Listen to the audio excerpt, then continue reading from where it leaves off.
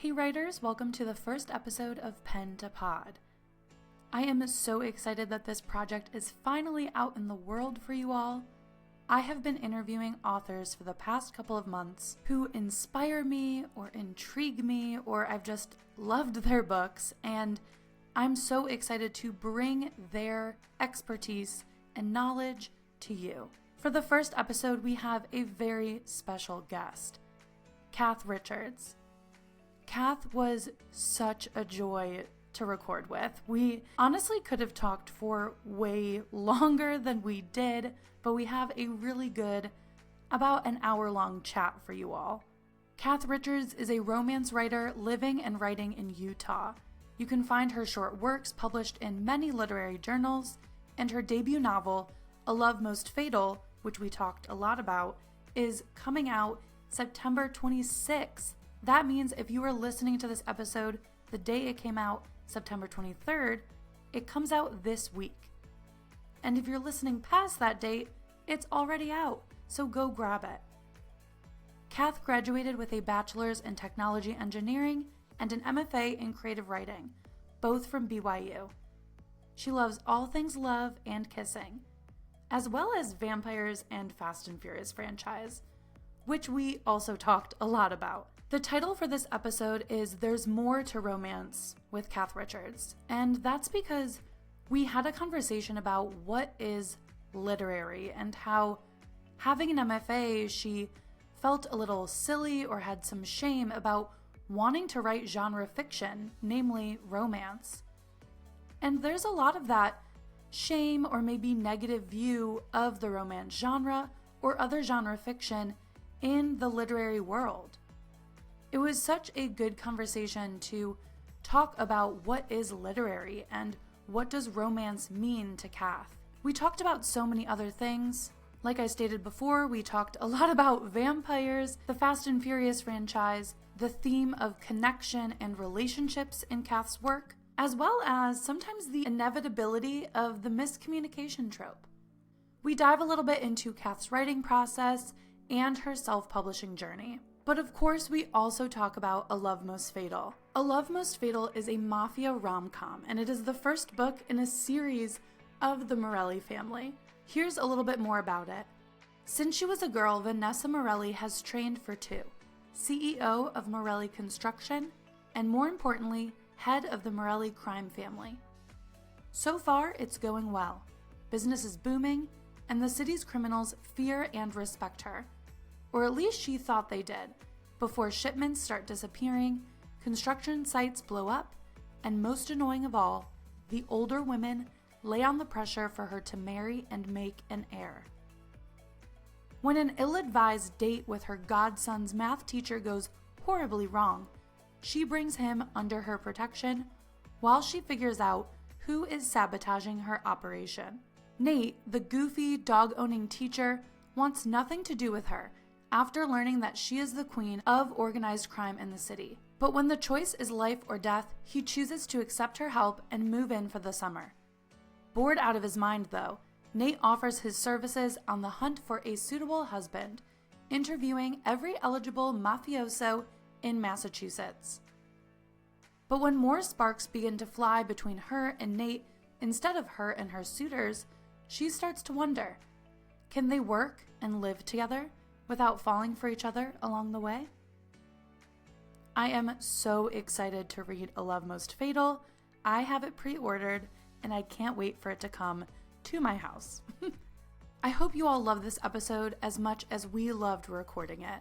In the episode description, I have listed all the books and media that we mentioned, links to Kath's short stories that we talked about, as well as some great resources for self-publishing, and Kath's writing Discord. And if you don't know who I'm your host, Michaela Kimes, or Mik Writes on YouTube. If you aren't following me on YouTube, go ahead and check out my channel where we talk all things writing and writing craft. The podcast is available there as well in video form. But without further ado, here is the first episode where we talk about how there is more to romance with Kath Richards.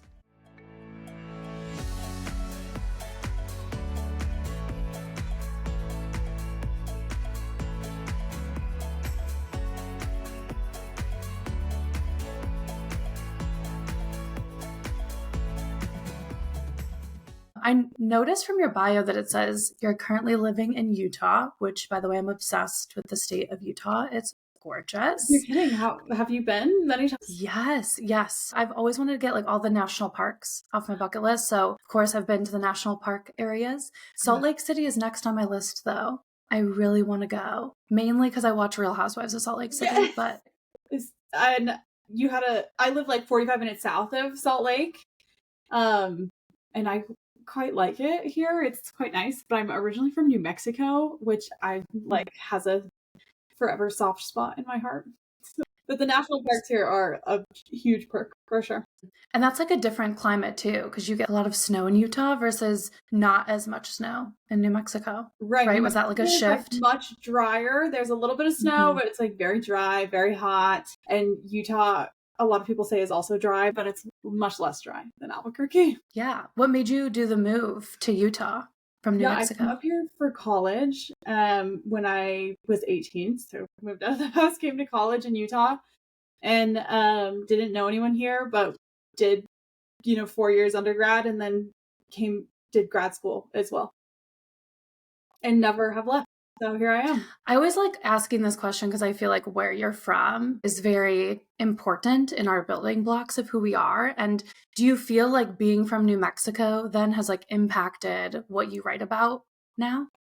Yeah, I am frequently writing stories, or I have a couple novels that are like set place in Albuquerque. Albuquerque to me is such an interesting city. It is like geographically seems large compared to some of these Utah towns. And, there's such a diverse range.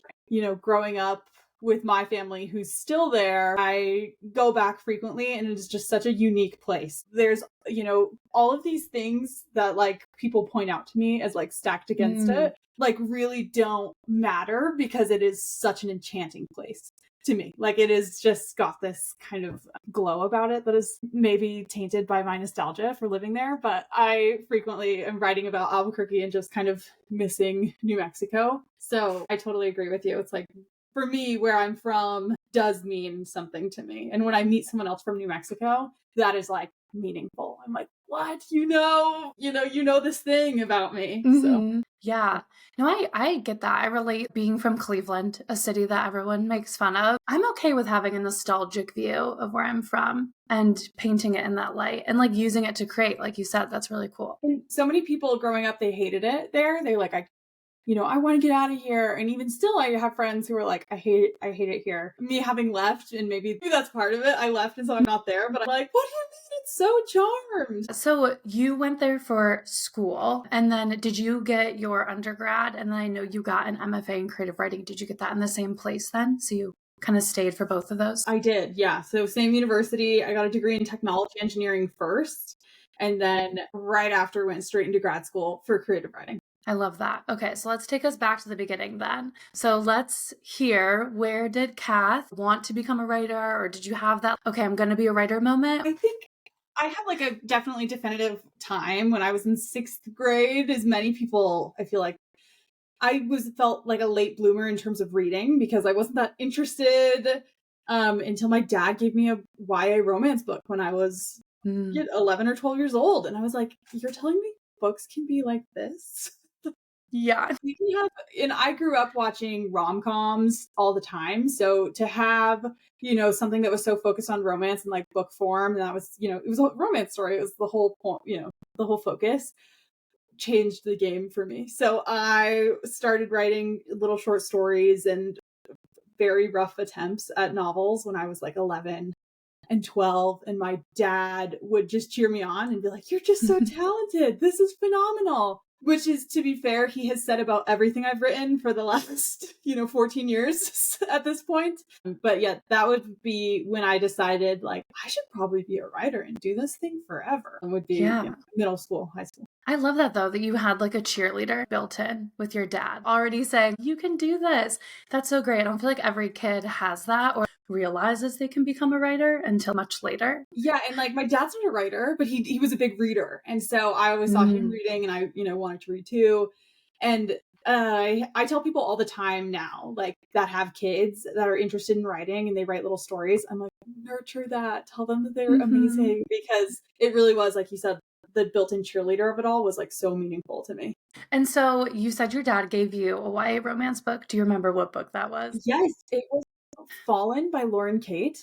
Have you I read don't that? know if I know that one. Oh my There was gosh, like I'm a gonna have to add time, it to a list. yeah, there was like a time in the, aughts, the 2010 period, early 2000s, 2010s, where paranormal romance was all the thing. And then a subsect of that was like fallen angel romance. I read Oh, like any that I could get my hands on. Like Hush Hush was in the same category. Fallen was the first that yes. I read, and I could not like this more. I have always been into paranormal romance, Twilight, etc. So this was, a pivotal building block there for me. Okay, then I have two questions for you. One, did you read the Maximum Ride series? Yes. So again, I keep bringing up my Yes. dad, but he got me a Kindle when I was in, I don't know, sixth or Gosh. seventh grade. I was like, had to work really hard and get all these A's for it. I think it was like quite the thing. But when I got it, he had loaded first 3 Maximum Ride books on it, and I tore through those. I was like, this is literature. That's amazing. This is peak literature. Okay, Yeah. shout out to your dad. Truly a champion. And then for Twilight, are you Team Edward or are you Team Jacob? I am a true Team Edward truther, like Got it. absolutely through and through. My best friend was like, no, but Jacob has something compelling about him. And I couldn't believe she said this to me. But then I went back and reread New Moon recently, and I was like, Mm. okay, I kind of see it. So I have nothing but respect for Team Jacob heads, but it took me a while to get there. Are you? Yeah, I was a Team Jacob growing up. That's I okay. know. I was like the odd girl out. I probably picked it because I was like, "Ugh, not like other girls. I'm gonna like Jacob and not Edward." But yeah, I joke about it now with my husband because his name is Jacob. So I was like, been Team you from the start. Yep, forever. Like, you're loyal. Exactly. I know, loyal from the beginning. Okay, so you said that you were writing some like romance books at like 11, sixth grade. Your dad was encouraging this writing, which is so great. How about high school? Like, did you stay with writing and reading throughout high school and college? Like, take me through those years. Yeah, so high school, I was writing. I feel like many people who wanted to write in middle school wrote the same book or book series for like many years. I think I was that way. I had one book slash book series in my heart that I kept, drawing character art for or writing scenes in notebooks. It was such a mess. Big immortal man who falls in love with a 15-year-old girl, of course, right? So I was always starting these novels, and I never really finished them, but I would start them and get so excited and write who knows how many words. I took some creative writing classes as well in high school, and my senior year took one where my teacher had me writing lots of poems and different kinds of short stories, and which is when I kind of learned that you could like put limitations on writing, and in that you could find a lot of creativity. Right? Like if you're writing a certain form of poem or a certain type of short story or constricting yourself to 500 words, you really have to push yourself to be creative. And in that, you can find something really great. I owe a lot to that teacher. I like think she's so awesome. And in college, I was felt under the trap that many people do of like, no way could I be a writer. I need to make money. I should probably be an engineer. I did end up, doing this technology engineering program, and I quite liked it. I had a really good time and learned so much. And I'm a product manager by day. That's like my job. And I use a lot of it. But I was also taking these creative writing workshops and sometimes these literature seminars and just like basking in it. It was my favorite thing. So I had like the technology engineering major and then this minor. And at some point, I think I do remember this like a very clear moment. I was in a construction management class working on the most boring project. I had to sit in this lab for hours every day, every week. And I would listen to audiobooks while I did. And it was like the only thing that gave me joy. I was like, I have got to be a writer. I cannot do this. So that's when I decided to get the MFA and try and get in. And I just felt like I had so much more to learn before I was done with college about writing because I had lost so much time studying engineering. So the MFA was a blast for me because it was all about literature and all about writing. And I learned so much, and those 2 years went by really quickly. But since then, I've work this corporate job, which is fine. It's good and it pays the bills and I quite like it. But what I really love and care about is like writing before work and writing after work and short stories and poems and novels and this book coming out. And so that's kind of been my journey along the way. Yeah, I really like that. And, I was really interested when it said in your bio that you got an MFA because I feel like that's it's like a controversial topic. I feel like in the writing world of like, should you get an MFA? There's so many people who struggle with it. Like, should I get it right out of college? A lot of people go later in life. Some people like do the do it yourself MFA at home. And so you said like you decided to do the MFA right after college because you realized like, okay, I want to get some like studying under my belt of like writing. What do you think you gained though from the MFA that you don't feel like you would have gotten if you went straight from like undergrad into the workforce and then just wrote in your spare time? Yeah, and I have so many friends who have never done an MFA and like I don't believe ever need to, whatever, but I went into it. I think the big thing is like going into it with a purpose or a something you want to learn. And so I had some things that I wanted to learn, which was I believed that I was putting in my time writing. And I believed if I wrote a lot of bad things, eventually I would write something good. And so it was like, all right, I'll be in workshop classes where I'm forced to write. And in that, I will have collaboration with professors and peers where they will be workshopping and giving feedback for my writing. And I can learn from that. That was part of it. I also wanted to learn more about like story structure at large in novels. So those literature classes were like such a joy for me to, study these very focused things and learn about themes and whatever it was, right? The whole writing structure. So that would be kind of like what I was looking to get. And I do think it gave me those things. I had a lot of time with like truly butt in the chair. Like I had to write sometimes 10 pages a week or, a short story a week or 2 poems, whatever it was. Like I had to be writing and I was reading constantly. Some of my classes were like 12 books a semester, right? And I would have 2 or 3. So I think for me, I don't know that it's like necessary, but it was such an enriching experience for me. And I did learn so much about writing, but at the same time, I felt this shame of like, I'm a genre writer and I love romance and I love vampires and everyone here is all literary focused, but my peers wanted to write fantasy and they were ashamed of that too. And that like kind of enabled me and emboldened me to be like, I love what I write and you should love it too. Yeah. Right. And so I think it kind of put me further into my belief that it's okay to write what you love as well. Yeah.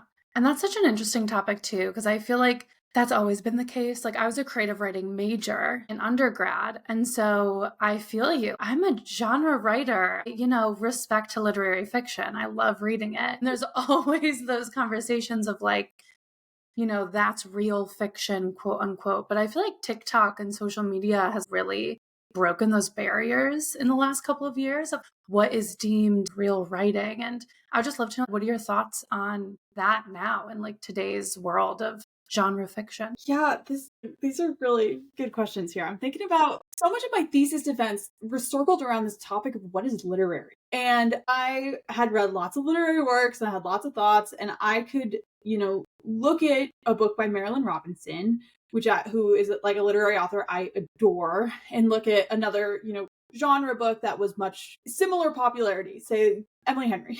Like we have very different books here with maybe different purposes, yet they touch audiences in like a very wide and like far way. So, all of my MFA, I was asked to define literary, but the kind of thing that I like came to for me was like, it doesn't matter necessarily what is literary so much as what is meaningful and impactful to the reader. I loved Beach Read by Emily Henry. I read that when I was in grad school.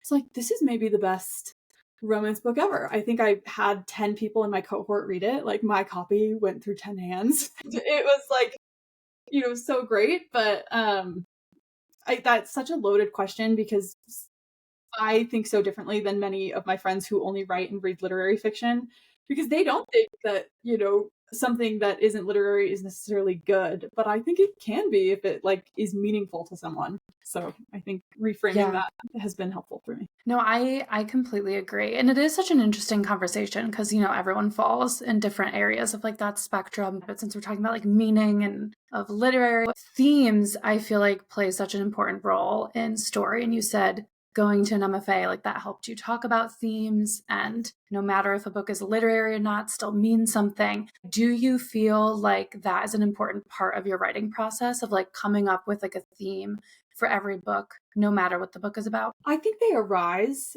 One thing that was helpful for me in grad school was I would read many books by one author or many short stories by one author. Even in one short story collection, you might, read 20 little stories. And the themes, I don't know that they're necessarily intentional. I think that they just arise as things are written, and there's similarities that are drawn. So Kevin Wilson is one of my favorite authors, and I was reading his books. Have you read any of his books? Yeah. I had to read some in school as well.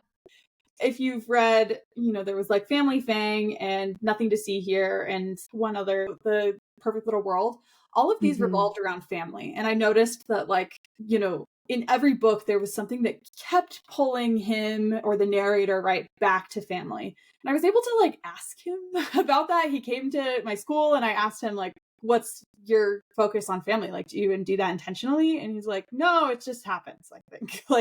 And I realized that in reading lots of my poems or short stories, that the themes are repetitive, but I don't intend them to be necessarily. Yeah, that's super interesting because I feel like I do it both ways. Like there are some stories that come to me where I'm like, okay, this theme is so prominent.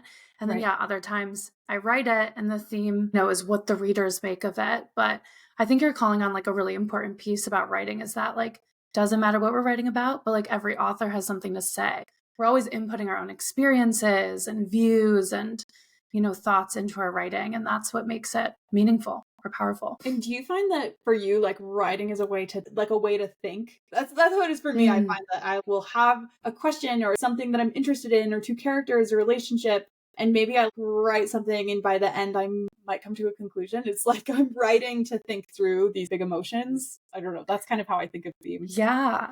And I honestly, sometimes my themes, it feels like therapy. It feels like I had this big thing happen, and sure, I might have gone to my therapist about it, but I really need to work through this event. And it just happens to come through in my writing. It's almost like when my characters reach peace about it, so can I. So yeah, I use books as therapy for sure. Sure, me too. I learned, I've just realized this recently, but so many of my stories focus around things that I would obsess over. And it was I realized that, they were all circling around the drain of these things that I was very concerned about in my own life. And by the end of writing a story that was maybe horribly sad, I suddenly wasn't obsessing over it anymore. It was well, there you have it. I wrote this horrible thing and that character survived, so I guess I will too. Yeah, I love that. And, I read every one of your short pieces in poetry that I could find. And I cannot stop thinking about this short piece, All We Have. So, for the viewers who might have not read this yet, because we'll be linking it, what is this piece about and what inspired this short piece? Yeah, All We Have is a flash piece that was published in Bullshit Lit, and pulled it from what I fondly refer to as my note pile, which is in the notes app on my phone. I have one long note with little bursts of poems or little bursts of dialogue, just through this long note. And it's a really short piece. It's a flash piece, so I think it's under 500 words even. And it's about, someone running into an old friend in the grocery store. And I think the idea came when someone asked me, how are you doing in public? And when someone asks, how are you doing? The answer is always good, thanks. And for me, at least, why would I say, I'm so horrible and stressed at work? I just would say, yeah, I'm good. Thanks. And you always say it back, right? How are you? And someone repeated it right back to me, in my same intonation even. And it just showed me how, the communication I was having meant I was saying words that meant nothing, right? And I got words back that likewise, meant nothing other than maybe a greeting or something. But there was this like lack of connection that I felt like the person I was talking to was kind of pointing out. And I was so embarrassed by that. And I think that story was just born from that embarrassment and wondering, what are we doing to connect with people? When someone asks how you're doing, how can you tell if they mean it? And should I mean it if I say it? So that was a long, way to say that a lot of stories come from just little interactions or just little thoughts. And for me, a lot of times, just as I said, things I obsess over or things I feel embarrassment about or things I feel stressed about, it's like, I should probably write something about that. Right? No, that's great because this is like a good example of what you just said, right? You used writing to work through your thoughts about that whole interaction. Yeah, I'm still thinking about it. I wanted them to say something. By the end, I was like, say something, say how you feel. It was really, really, really, really good. And I read another one of just your short pieces, not a flash piece, but just short fiction of night swimming, which I loved, by the way. And so in that, it seems like it's another story of missed connections is what I, as the reader, was picking up on with a lot of your works.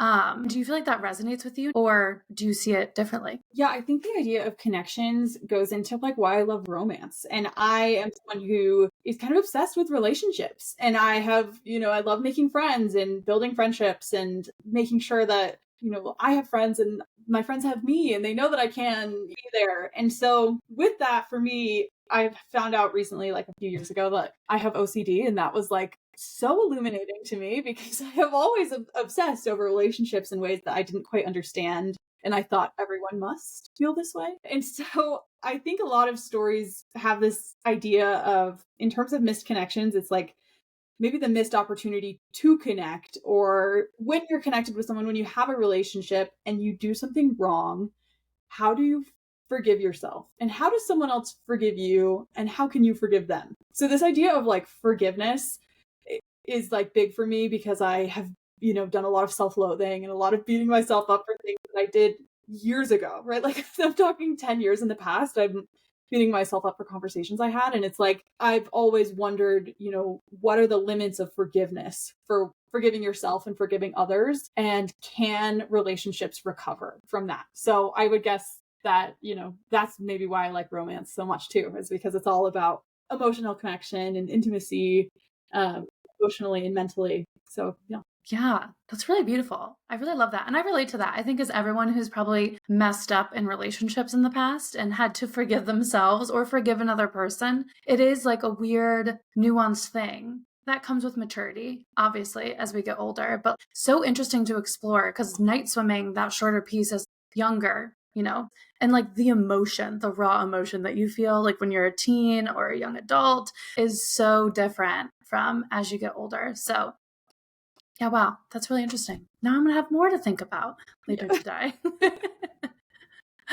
And so with, this idea of communication then, I would actually love to know, because in romance there's always the miscommunication trope. Do you love or hate the miscommunication trope? I'd love to know your take on it. I think I have gone through phases of loving and hating many tropes, and miscommunication has been one for sure, where I'm like, God, I hate it. Can't they just like get their shit together and talk to each other? Like that's always my gut feeling.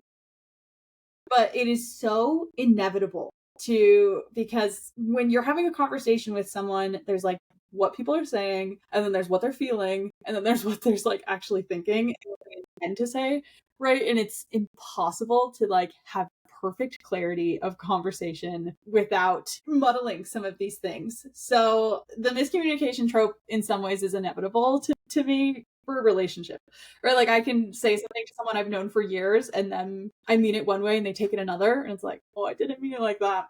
So I think I don't use it. I don't try and use it, but I find it still, when a character asks another character something and they respond, they think they're being totally honest, but the other character can't hear what's like unsaid, and they're not mind readers, which I'm always like, can't you just read my mind? Like, why not? So I think even if I don't like it, it's impossible to avoid. Yeah, I like that take. I would agree. Honestly, I feel like sometimes I like it. Like sometimes if it's done well, I'm kind of like, okay, actually you had me there for a second. and I'll take it.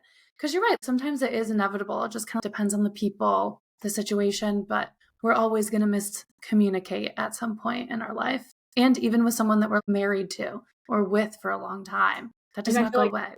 I've been married for 6 years. Actually, a couple weeks ago was my 6th wedding anniversary, and all the time still I'm like, I think I miscommunicated something to you, or I think you understood differently, right? It's like, I will probably be doing that forever, that little dance. Definitely. It's been almost a year for me being married, but yeah, miscommunications still happen no matter how long you are with someone. So I want to quickly ask about the shorter pieces before we finally dive into what we're really here for, your book, A Love Most Fatal. But what do you really gravitate towards with like short fiction and poetry? And now that you've written your debut novel, how do you find the processes different? So in terms of gravitating, I, like you, feel like I go to it's like therapy in some ways.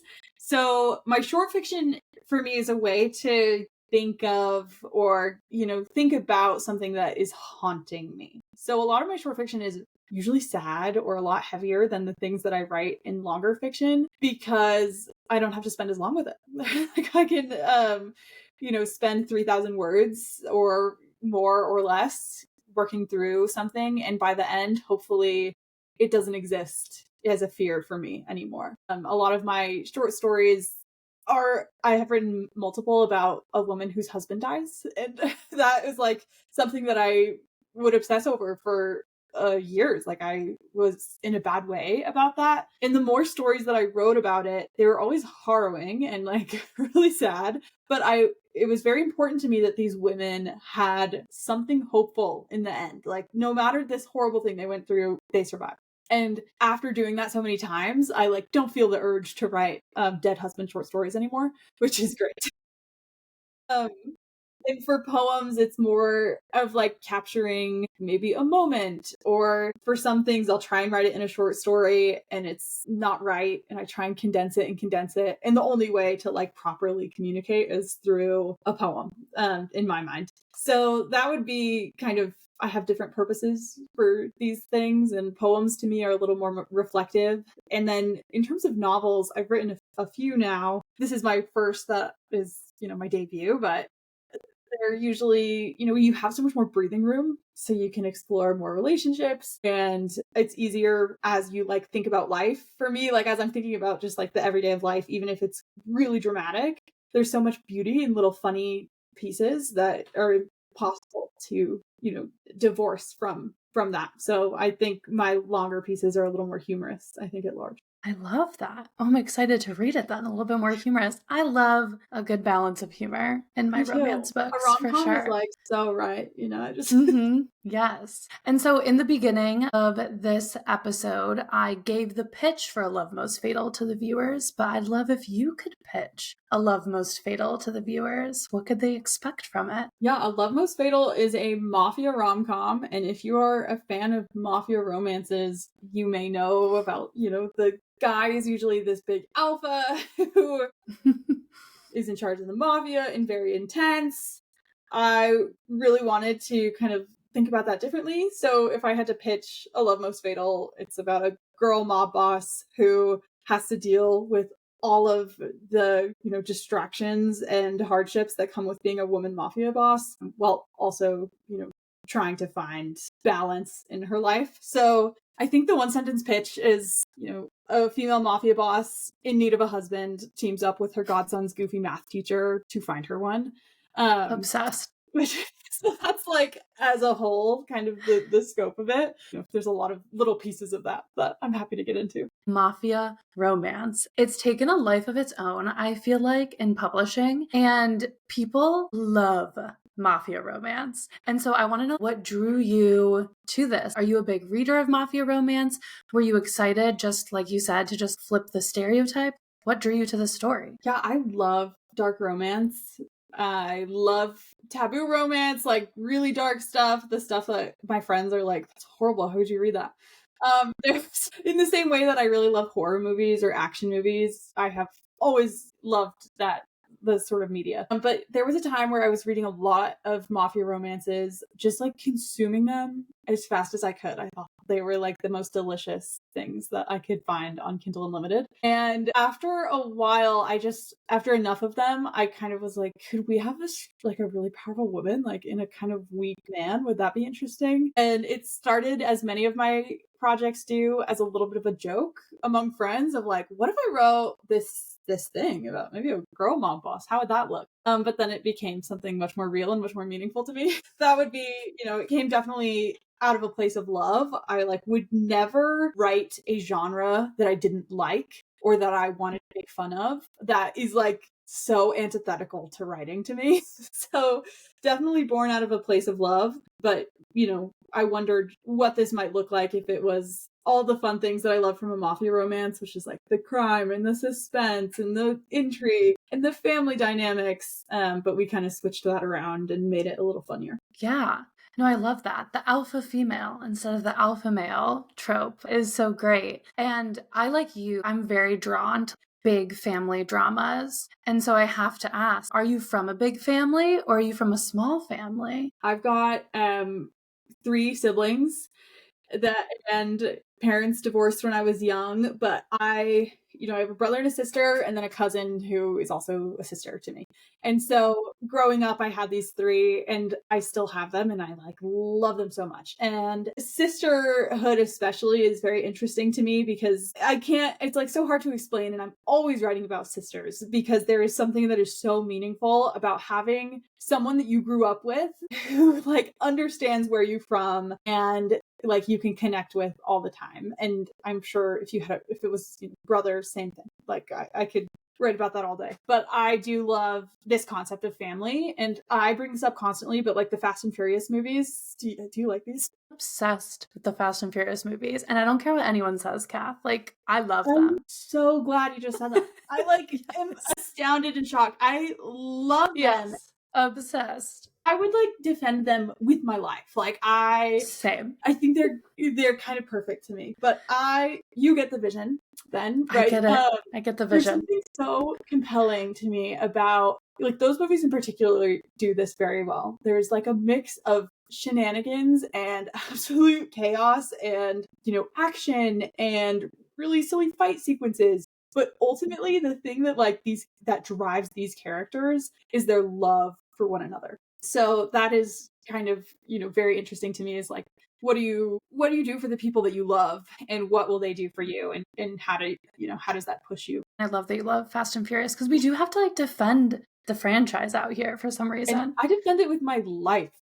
I'm like, open your eyes, sit down, watch them from the beginning. You do have to like watch them in order. You need to see the progression of the family, how they, become more like a family in every single movie. Yeah. I love it. You get it. I get it. I totally get it. So with that, you like action movies, you like the Fast and Furious movies, and you like the crime aspects of mafia romance. So are there a lot of like action sequences and a lot of like crime drama in A Love Most Fatal? This goes into like, I love horror movies. I love comedy horror movies. Paranormal romance I do also love. And one thing that I love about a gothic or paranormal romance is like, the author isn't going to shy away from the sense of body horror sometimes. Like it's like there's dark things happening and in that people still have to live. Like they have to keep going. So I would say even though this is a rom-com, it's dark in many ways. There's like murder and death on the page. And yeah, there are some action sequences of sorts. But, through all this, they have to they have to find love in this hopeless place, it seems. How did you go about writing these action sequences? I feel like that is so hard to write as a writer. It's so different writing like a movie script where you can just train someone to fight, but on the page you have to keep track of where everyone is and describe everything to the reader. What was that like for you? Yeah, it's like kind of the most, I don't want to say horrible, but it is the hardest thing. Some of my old stories are like just people sitting in restaurants and talking to each other. It's so comfortable, right? Yeah. So action sequences are hard, but I pull a lot of inspiration from movies. And so very visually, I'm trying to envision these scenes and it's like, okay, I have maybe a clear vision of what this looks like. How would I dare describe that? So those scenes probably take the longest to really like write comparatively to a scene with lots of dialogue.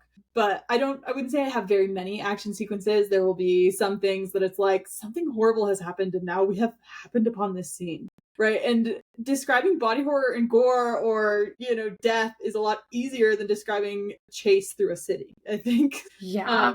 There's a balance there, but yeah, I will never claim that I'm the best at writing a fighting sequence. They're hard. They're hard. I don't know. They always read so much better, though, than I feel like writing feels for them. So I'm sure it's fantastic. And if not, like, someone will tell me, right? Like, I trust my friends who are the first people who read my book. Like, my sister is one of the first people who reads my book. And if blocking in a scene doesn't make sense, they will say, like, they will tell me very clearly. So I trust that if it makes no sense, someone will tell me. I'm like, what do you mean you can't read my mind and see exactly what it's supposed to look like? But okay.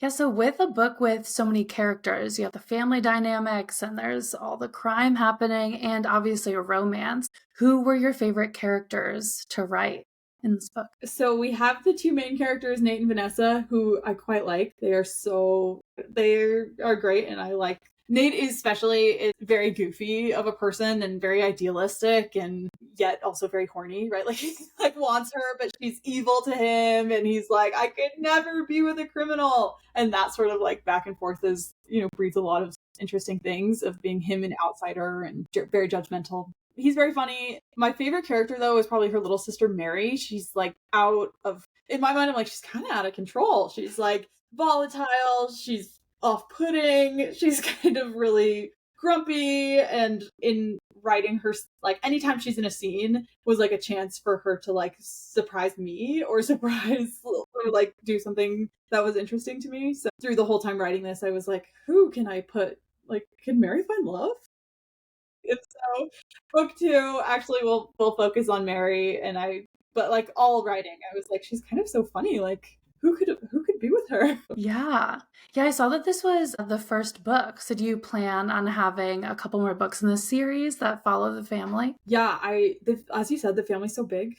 So she's got, like these 2 sisters and a cousin and her mom. And the second book will follow Mary, and then the third book will, I believe, follow the cousin, Leo, so who I have not spoken of thus far, but basically another sibling. So very in my head I could like come up with many stories, but of course writing them is a whole different ballgame. So you already said that like growing up you're very close to your siblings and a cousin, and it seems like in this book there are siblings and a cousin as well. Like what other aspects of your life do you feel like has like found its way into A Love Most Fatal? I think it's like small details. Right? Something a character likes. My husband, when he reads my writing, is always like, oh, wow, here's me in this, and here's you in this, and I like never think of it. I'm never like intentionally doing that until he points it out, like, that's you, like that's this thing that you love. And so I would guess in like the small details, the jokes that are made. Vanessa loves the Fast and Furious movies. How could she not, right? Yeah. And I think the way that characters feel about themselves and each other, Nate is very anxious of a person. Vanessa is like trying her best to keep things together and wants to please everyone in a way, while also, trying to maintain some sense of control and power. And that's really difficult. So I think a lot of my life or how I feel about work or other things just inevitably bleeds into the characters. Yeah, I really feel like it's inevitable as a writer. Like, whether, again, like you said, intentional or not, little things like what we like or dislike, but also I like that you talked about the feelings too, because I feel like that's a really easy way to subconsciously get into a character because you have to get in their head. And so it's easy to kind of bleed your own thoughts into them. Yeah, totally. I like how I feel about something, and I have to sometimes separate myself from that. Like, just because I think it would be cool doesn't mean he thinks it would be cool, right? So that's something to be conscious of as I write. Definitely. And in terms of like as you're writing, I always have to ask, are you a pantser or a plotter? I'm like somewhere directly in between a little bit, but I like try and come up with an outline and I try and follow it sort of. But inevitably I like get to a point where I cannot think further of an outline, and I must write the characters and them experiencing things and making decisions before I can come up with, say, the middle. Like, what are they doing and why are they doing this? I have the beginning and not the end either. So there's a little bit of mixing there for me. I feel you on the middle. I hate the middle. I recently talked in a video about how much I hate the fun and game section. It just kills me. Kills me. Every time. Is there a part, like, is that the part of, like, story structure that you really get stuck on? Or are there other parts? That's the part. I like, for this novel and another novel that I wrote, I skipped the middle in the first draft. I truly was like, I don't know. We're going to have 20,000 words there. I have no concept of them. And it was like, it made it harder for me later, but also a little easier because I knew what I was writing towards. But yeah, that's the hardest part for me for some reason, is like this time where characters have to grow together and like move through plot and just different things on their way towards the end. And do you have some sort of writing routine that you've built? Or are you just like, I'm just writing whenever I have a free moment? I try and structure my writing routine based on self-imposed deadlines. So every October, I run like a writing Discord called the Writing Team. And every October, me and two of my friends who run this Discord together host this huge writing marathon. And it's a 2-month long thing, kind of like NaNoWriMo, but you have 2 months and it's your own goal. So we have people who join with 30,000 word goals. Some people join with like 120,000 word goals. And at that time, right, it's 2 months that I know I'm going to be dedicated to writing. So I plan, like, I'll be writing a novel during that time. Like I'll be drafting probably, the next book in that time. And then the rest of the year for me is like revising. And again, if I'm on like a deadline, sometimes it's revising in the morning and the night, or spending all of Saturday, or taking a PTO day to revise all day or write all day, right? So I wouldn't say I have a dedicated routine. I have friends who wake up every day at 6 a.m. and write, and I like admire them forever, and could not be me unless I'm on a self-imposed deadline, right? I can't do that all the time or else I'll burn out, but I could do it for 2 weeks, right? Yeah. And like you just said, you have a full-time job. Yeah.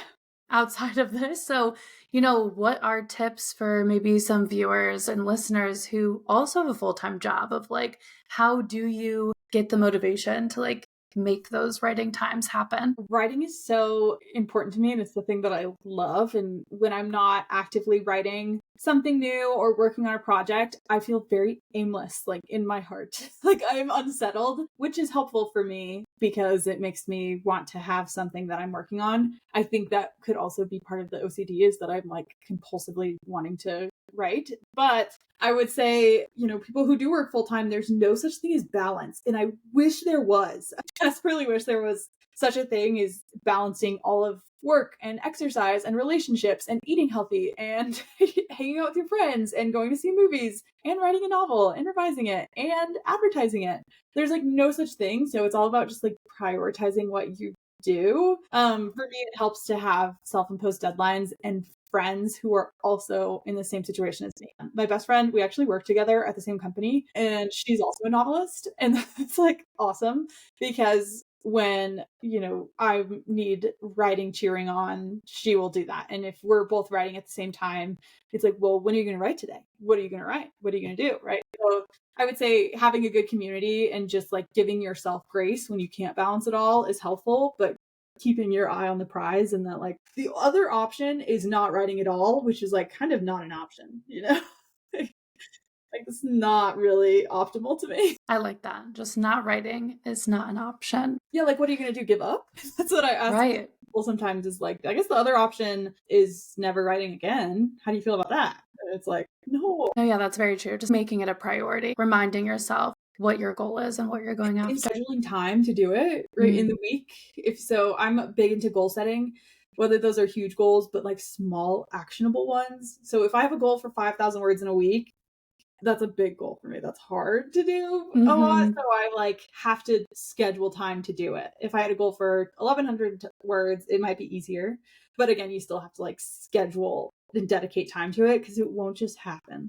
unfortunately. For this debut book, am I correct in that you're self-publishing this book? Yes, and here it is. Oh my gosh, I was gonna ask if you had I one. know.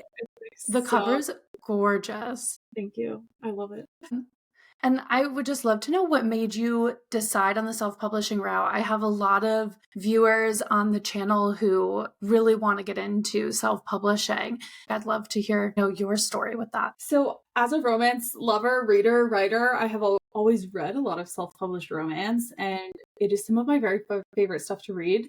But having gone to an MFA, I've also felt like I need to write short stories and get them published and be a published author and probably get an agent and, all these things that felt so necessary. And I felt like I wanted to be in both worlds, which I still do. I have a literary agent named Bethany. I love her. She's so wonderful. And, she explained after reading the novel, she talked to some editors. Mafia, doesn't sell a lot trad unless it's like self-published first. And I had already been wanting to self-publish. So I was like, so what do you think if I self-published it? Like, what do you think about that? And she was really supportive of that, which I know other agents wouldn't be. So I felt really grateful of her support. And it was, since then I was just so excited to do it. But I think I wanted, to see what it was like to, work with an editor and have creative control of the cover and the contents and, all sorts of, that's the joy of self-publishing, but also the hardship is because you're doing it yourself,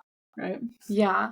Yeah, I love that. I think both publishing paths are so unique in their own way, but self-publishing, it is a lot of work. And I admire everyone who takes the self-publishing route. Do you have any advice for people who are wanting to go that route? It is so much work. That's so true. But there are so many resources on the internet that can help. So I'm a big list person. I have actually on my desk a long calendar with lots of, things that need to be done and lists. And I, started researching what does it take to self-publish a book. And Travis Baldree, who wrote Legends Involved Lattes, published a little article or blog called Self-Publishing A to Z or something like that. And it was truly the entire process of writing and publishing Legends and Lattes. And I was like, you just made that seem so feasible. Suddenly I have a list of items that can be checked off a list. And now I will go try them. And so, there's lots of resources like that online. Everyone that I have met on Instagram or different platforms that are self-published authors are so generous. And when I have questions, they're so excited to answer because they went through this too. So I guess my advice would be to, seek out resources, because there are so many, then, see what works for you. And really asking for help is never a bad thing. Because people want to help. Other authors want to help. I have found the same when someone asks me a question. I'm like, I just hard won that knowledge. I'm so excited to share it with you. So you don't have to win it as hard as I did, right? So that's kind of my advice for people who want to self-publish. With this process that it does take a lot of, research and time, is there a part of the publishing journey that you didn't expect, that you were surprised by, that either was a good surprise or a bad surprise? I think the thing that I, for a while, was reticent about self-publishing was how much advertising and marketing it takes to get your book into the hands of readers. And I felt like if I can get a trad deal, they will do that advertising for me. And to some extent, I think that's true in some ways. They'll get it into bookstores and, ARC readers and many things that take a lot of time and energy. But ultimately, if you want to get your books into the hands of readers these days, you have to advertise it yourself, even if you're a traditionally published author. And so learning that it was no matter what, I was probably going to have to be doing marketing kind of emboldened me to be well, I guess let's just do it then.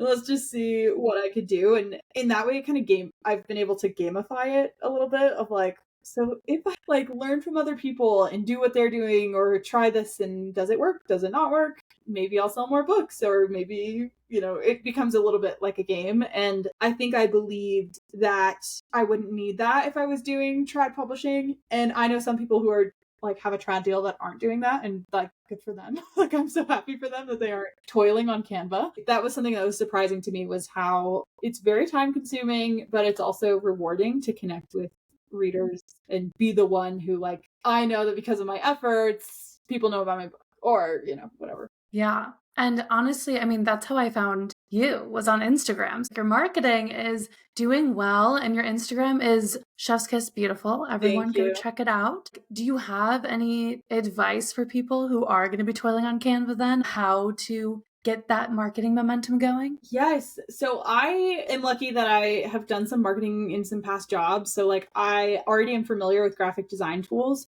But if you're not, there are a lot of resources these days that are so helpful. So I'm actually like a member of something called the Word Weavership. It's like by Sam's Creative Cure on Instagram. But basically what she has done is created a platform where she, you pay for a monthly membership, and she provides hundreds of templates for indie authors or authors who are advertising their book. So you go and you click on these templates, and they're in Canva and they're already beautiful. And then you customize them with photos and your branding and your fonts. So it's like, if you can learn how to have a cohesive brand and how to use Canva a little bit with some of those, like you can learn on YouTube basically. And then there are these resources, these memberships that can help you create content, because it's so time consuming. So if I have a template that's already made and I just have to plug my stuff into it and tweak it so it looks like my page, it's like so much easier.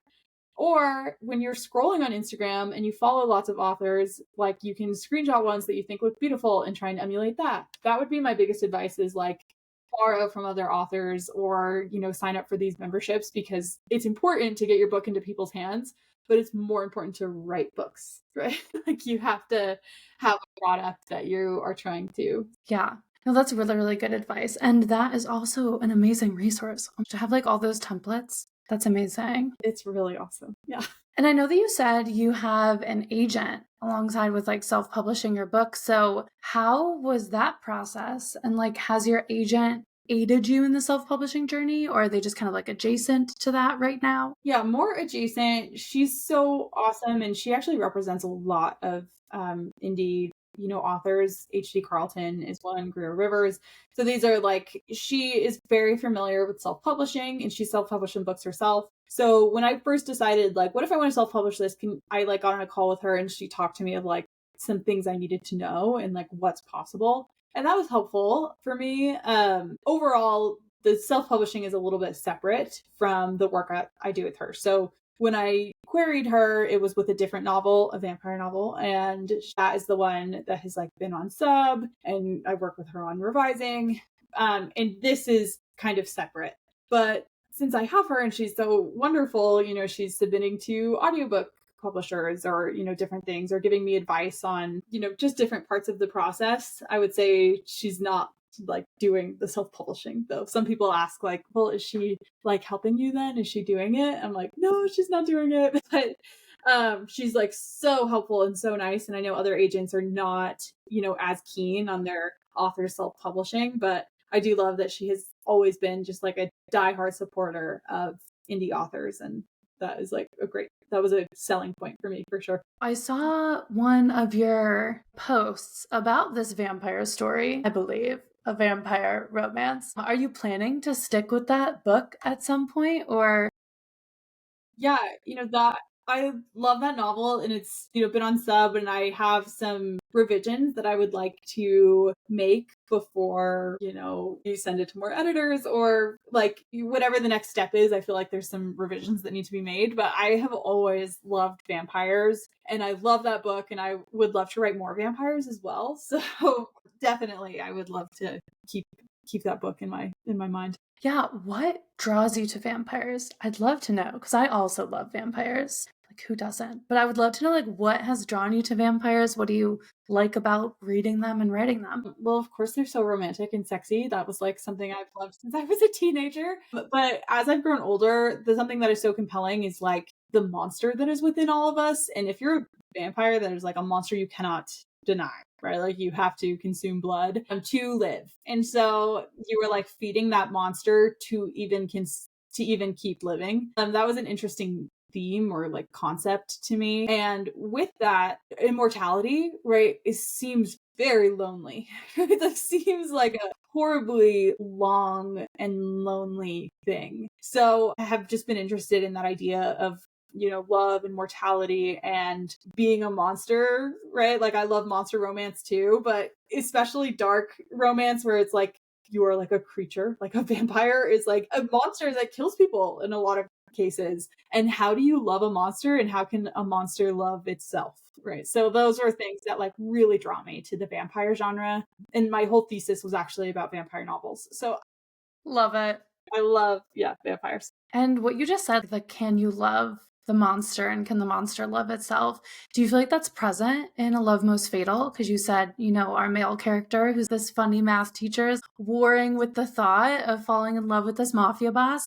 Do you feel like that's present in this debut? Yes, totally. It, you know, she is does everything she does is for her family, whether it be her immediate family. She's got these siblings and her mom and her cousin, right, and her niece and nephew. She like loves these people and will do anything for them, right? So she everything she does is for them. But further, a mafia family is much bigger, right? And everything that is done in this like crime family is so that people have food on the table and right they like have this power. And so there is a sense of, you know, doing monstrous things for the people you love.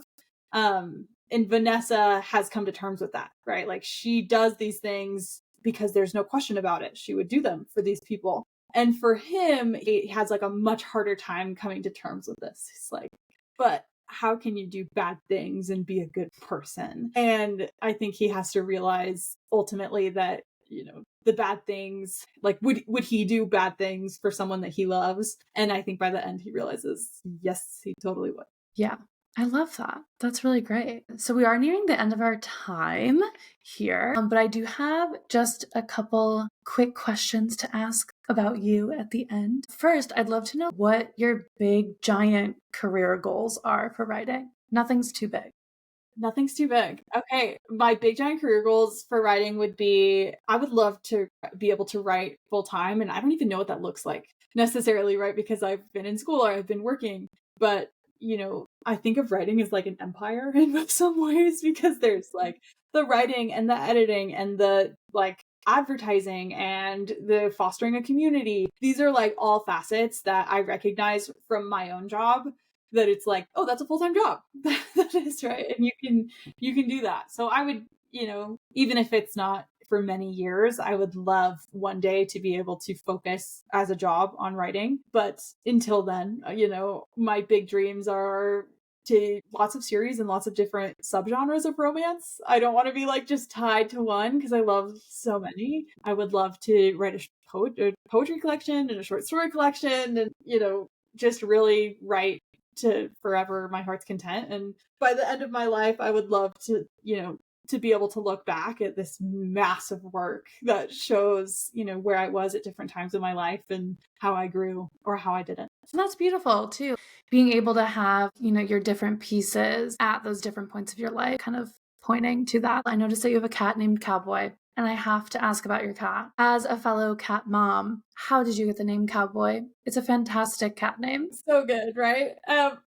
It's a girl cat and she's really cute and really small. And for years, I don't know how the like idea came to be, but my husband and I would say, if we got a pet, what would we name it? For years we would do this. And at some point we landed on like, if we had a cat, what if we named it Cowboy? And like, what would that cat be like? And we had worked up this image of a cat named Cowboy, and now we have a cat named Cowboy, and she's like even better than we could have imagined. And we like love her so much, and she's so cheeky and lots of things. But I guess, you know, it's like the idea of this creature that lives in your home that you love so much, and then you give it a weird name, and suddenly that like weird thing is just normal. So like we talk about like, what if we had a dog named Bandit? Or like it's just no clue how a character has a name, nor do I know how a pet gets a name. Oh man, I could not relate more. Naming my characters is like the bane of my existence. Yes. I just I hate it. say a prayer and look at some name catalogs and write some down and throw a dart. Yeah, same. So I relate to that. And I relate to the animal names as well. My grandfather actually has a cat and his name is Blake. And I think it is the funniest thing in the world. It's hilarious. What's your cat's name?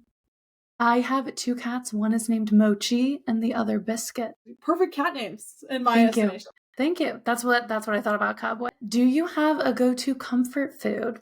I love knowing this about people. Wow. I love Thai food, and I like green curry with tofu is like, I'm not vegetarian, I just love it. It's like perfect to me. So that would be, if I'm like really going through it, that is a favorite of mine. And then I don't know if you have this restaurant where you are, but there's a place called Culver's nearby, and they have like kind of like fast food, I think, but they have fried cheese curd, which I could eat like truly every day. So yeah. I might say those are my go-to comfort foods. I love that. And I love Thai. So perfect answer. Perfect answer. And then this might be like really on the spot, but are there books, movies, TV shows, anything that you'd recommend to listeners that you love or you're loving right now? With my husband, he said, you've had a really good movie month. Because I like have watched so many things that I loved, which is like a joy.